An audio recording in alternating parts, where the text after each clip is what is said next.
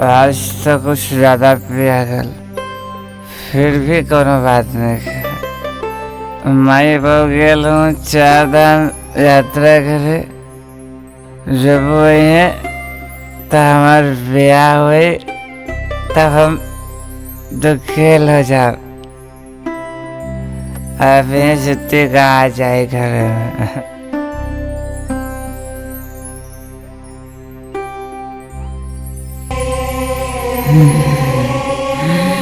हमार पहला शिकार।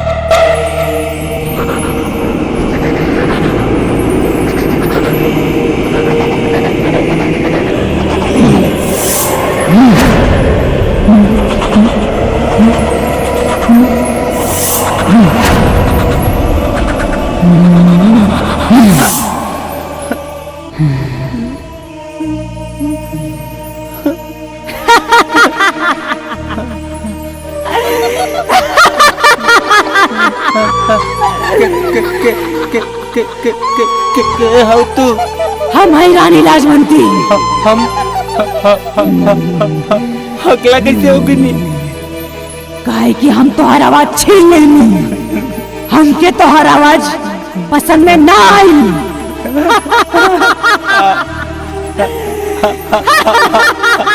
हम कहाँ आ गई? हमरे राजमहल में आइल बाड़ा। हम कैसे आ गई नहीं है? हम लेके आइल बानी तोरा के यहाँ।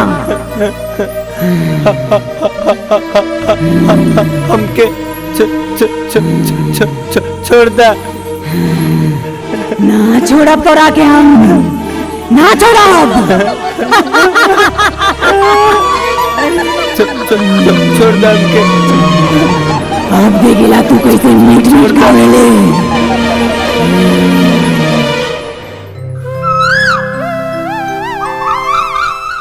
ये चाचा चाचा का भेल चंदा? हमके बाऊ भेजले रहे नरेश चाचा के घरे। आज जब हम नरेश चाचा के घरे गनी त आस पास वाले लोगन से पता चलल कि नरेश चाचा तो रात से गायब हवन। ई क्या कहता रे? अरे विमल, ये नरेश कल रात से पता न कहाँ गायब हो। तोहरे हिसाब से कहाँ गयल हुई? हमरे हिसाब से वो कहीं पी के सुतल हुई। अरे ना यार, कहीं वो खूनी खंडहर में तो ना गयल हा। हो सकेला।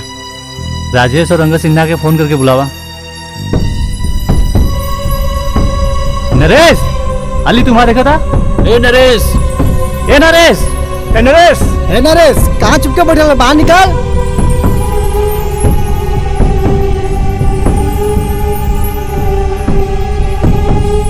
ए नरेश, कहाँ बड़े तू? नरेश, ए नरेश, नरेश, नरेश, नरेश, ए नरेश, उठो। नरेश, ऐसा ना एके लेके चला, लागत है डेरा के बेहोश हो गिल भाई। हाँ हाँ, हमो की है लगा था। चला विमल, तोरी घरे लेके चले जा।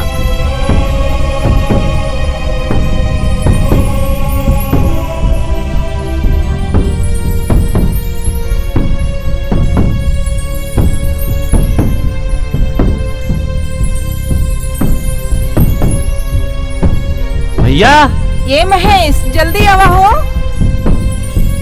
का भइल विमल, का भइल लेके? अरे कुछ ना भैया, चंदा पानी ले आता। जल्दी देखा विमल, कहीं कोनो अनहोनी न हो जाए। अरे ऐसे काहे बोलत हो चाची? वो जिंदा मरल थोड़ो ना हो, खाली बेहोश भलो। हे नरेश, उठ। नरेश, हे नरेश उठ। नरेश उठ। विमल साफ बोला, काय हकलात हुआ? साफ बोला। यही बताओ पहले, वो खंडहर में कहा गेल रहला तुम? रानी लाजवंती से मिल के अवतनी। रानी लाजवंती हमके अकला बना दिला। ये क्या कहा तारा तुम? ई का कहत नरेश, तू रानी लाजवंती से मिल के अइला, बतावा ना वो कैसा लागत है? नरेश ई बतावा, ओकर उम्र कितना रहे? कमसिन रहे कि जवान? ढेर मत बोल। बतावा ना मर्दे, गुलाब जामुन रहे कि बनारस के पान रहे? बतावा ना मर्दे, गुलशन के फूल रहे कि गुलदस्ता के दुकान रहे? बतावा न मर्दे, बुढ़वन के दिल के धड़कन रहे या जवानकन के जान रहे? मजाक मत कर। बतावा न मर्दे। नमस्कार, मैं प्रज्ञा पांडे, कैमरामैन मुकेश तिवारी के साथ आरके न्यूज से लाइव हूँ। आइए मैं उस इंसान से मिलवाती हूँ जो कल रात रानी लाजवंती से मिलके आए हैं। बताइए नरेश जी, आप रानी लाजवंती से कैसे मिले? मैं अपने घर पे सोया था। मुझे नहीं पता। जब मेरी नींद खुली तो मैं रानी लाजवंती के पास खड़ा था, खूनी खंडहर में, और मेरे शर्ट की बटन खुल गई थी और मेरी पैंट भी उतर गई थी। आपकी पैंट कैसे उतरी? क्या रानी लाजवंती ने खुद ही उतारा था? मुझे नहीं पता, लेकिन मेरी पैंट उतर गई थी। नरेश जी ये बताइए कि आप हकलाने कब से लगे? जब से रानी लाजवंती से मिलके आया हूँ तब से। तो देखा दर्शकों आपने, नरेश वो पहला इंसान है जो रानी लाजवंती से मिलकर आया और हकलाने लगा। एक कुंवारे लड़के का खूनी खंडहर में जाना और उसका पैंट उतरना, इस राज के पीछे रानी लाजवंती का क्या है मकसद और क्यों है उसका हाथ? तोहरा का लागता विमल, नरेश की हाल के कैलाश? हमरा के नइखे पता मधु, लेकिन हमार भैया अगर हमकी कसम दे के ना रोकले रहतन ना, तब हम वहीं जाके लाजवंती के लाज उतार देते। तू तो हमके अच्छी तरीके से जाने लो मधु कि हम कोई से कभू डराई ला ना। हम जाना तानी विमल, लेकिन तोहरा के कुछ हो जाए ना तो हम तोहरा बिना ना जी पाए। काहे से कि तू ही हमर सांस हवा, हमारी सांस के एहसास हवा, ई एहसास के विश्वास हवा, और हमार विश्वास के तू ही आस हवा। ए मधु, हमरा दिल के मन मंदिर के मूरत हो तू। रातों दिन देखी जौन रूप वह सूरत हो तू। हमरे हाथ के लकीर में तस्वीर तो हर बाटे। हमरे वर्तमान और भविष्य के जरूरत हो तू। I love you Madhu. I love you too Vimal. माई माई, हाँ बेटा, देख तो से मिले के आइल बा। माई प्रणाम। खुशी रहा। देखा माई, हम घुमा फिरा के बात ना करब। आपके लड़का के हमार बहन पसंद बा, और हम ही चाहतानी कि हमार सगाई वाले दिन ये दोनों जन की सगाई करा देल जाए। ए मधु, इतना बड़ फैसला हम अकेले कैसे ले सकत बानी बिना इनके पिताजी के पूछले? ए माई, हम बाबूजी के मना ले, तू खाली हाँ कह दे। हम रंजना के बिना ना जी सकेला। ठीक बा बेटा अंगद, हम तोहरे बात से सहमत बानी। पहले इनके माई से तो बात करी। ठीक बा। ए माई, हमार माई आवत आरी। देखा बहिन, तू तो हमें अच्छे तरीके से जानलू। हम दहेज तो ना दे सकीला, लेकिन दहेज के रूप में हम एक सुंदर सुशील संस्कारी बहू जरूर दे सकीला। ठीक बा, जब आप इतना विश्वास से कहत बानी तो लड़की हमके पसंद बा। सुनी जी, देवर जी से आप कहले रहनी कि हम लड़की देखा तानी, तो कौनो लड़की नजर में बा? अभी तक कोनो लड़की नजर में नहीं बा नरगिस। टेंशन मत ला, जैसे कोनो नीमन लड़की आई वैसे रिश्ता पक्का कर दे। भाईजान, ये देखी के आइल बा। सलाम भाईजान। सलाम। अरे आओ विमल, आओ बैठा। और विमल बताओ, सब ठीक बा ना? ना भाईजान, कुछो ठीक ना बा। नरेश का हाल तो पता हुई का भइल ओकरा साथे। हाँ, वो तो न्यूज में देखे रहली और नरगिस मिल के भी आए रहली। अब ठीक बा ना? अरे का ठीक बा, अभी तक हकलाते बाऊ। भाईजान, हमके लागता नरेश नाटक करता। ओकरा से कोनो रानी लाजवंती ना मिलल रही, उ झूठ बोलता। ये का कहा ताड़ो भौजी? नरेश हमारे बचपन के दोस्त हो, लंगोटिया यार हो। ओके हम अच्छे से जानीला, वो कभी झूठ ना बोल सकेला। हाँ मधु, अली सही कहा था। नरेश सबसे गद्दारी कर सकेला, लेकिन हम लोगन से ना। हाँ जी, उ तो आपके दोस्त बाड़े, आप तो तरफदारी करबे करे हैं। बात तरफदारी का ना होला मधु, सत्य सत्य होला। ए विमल, तू लोग का लड़ाई लगले? ये बताओ का बनवाई आज? भाईजान कुछो बनवाई, आज जम के खायल जाए और मिल के खायल जाए। ए विमल, हमरा मन में एक सवाल बा। बोली भाभी। कि तू धर्म और मजहब के कितना मानेला? ए नरगिस, ये तू का बोला ताड़ू? बोले दे भाईजान। बोला विमल, तू धर्म और मजहब के कितना मानेला? भाभी जान, हम धर्म और मजहब के ना मानीला, लेकिन इतना जरूर जानीला कि हम सब आदम के औलाद है और इंसानियत ही हमार धर्म है। ए विमल, तू सही कहला, तहरे बात से हम सहमत बानी। ए नरगिस, चला कुछ बनावा जा और खाई जा। ठीक है जी।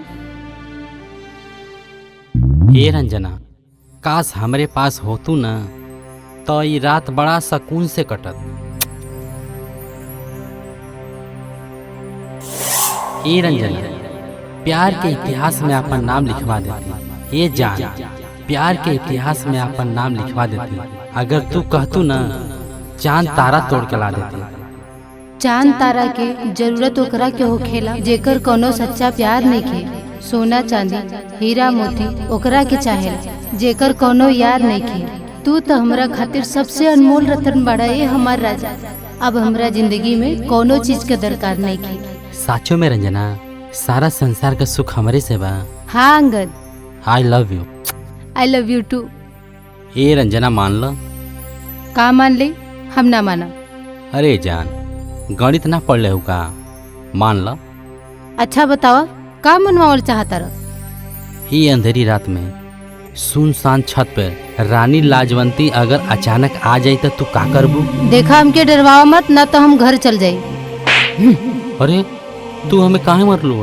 अरे हम तोहरा कहाँ मरली है? तू हमरा के काहे मरला है? अरे के हो तू? हम हई रानी लाजवंती, ते हमरा के दिल से बुलाइले। ले हम आ गई नी, अब बता का काम है? हमारा के कोनो काम नहीं के तोहरा से। तू जा यहाँ से। हाँ हाँ, तू जा यहाँ से। हम लोगन के रंग में भंग मत डाला। ए चुप! जे हमरा के दिल से याद करे, हम ओकरे पास ओकरे मर्जी से जाइला, लेकिन वापस सिर्फ अपना मर्जी से जाइला। हमरा पे तोहार हुकुम ना चली। रंजना, यहाँ से।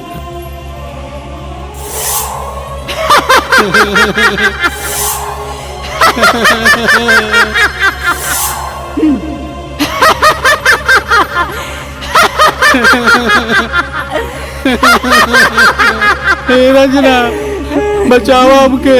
ए अंगद, तू डरइहा मत। ई रानी तोहार कुछो ना करी। हम तोहरा साथे बनी, बस तू हिम्मत रख। कैसे हिम्मत रखिए दादा? ये लगिए सटले आवा दिया। रंजना, बचावा हमके। रंजना बचाओ हमके। अरे लाजवंती कहाँ गई? रंजना बचाओ हमके।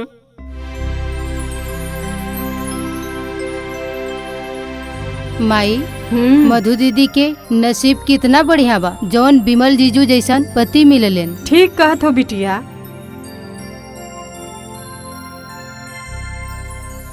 मधु सब तैयारी हो गल सगाई के ना? हाँ माई हो गई। चला ठीक बा।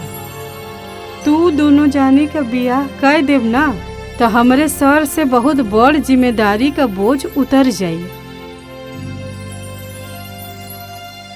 काश अगर तोहार बाबूजी जिंदा होतन तो कितना खुशी हो। सही कहलो माई, आज बाबूजी होतन तो कितना खुश रहते। ए माई काहे रो बतारू? अरे रंजना तू काहे रो बतारू? खुशी के दिन आइल बा, आंसू ना बहावे के चाहिए। उठ जा। बस दीदी बाबूजी के याद आई गेल रहे।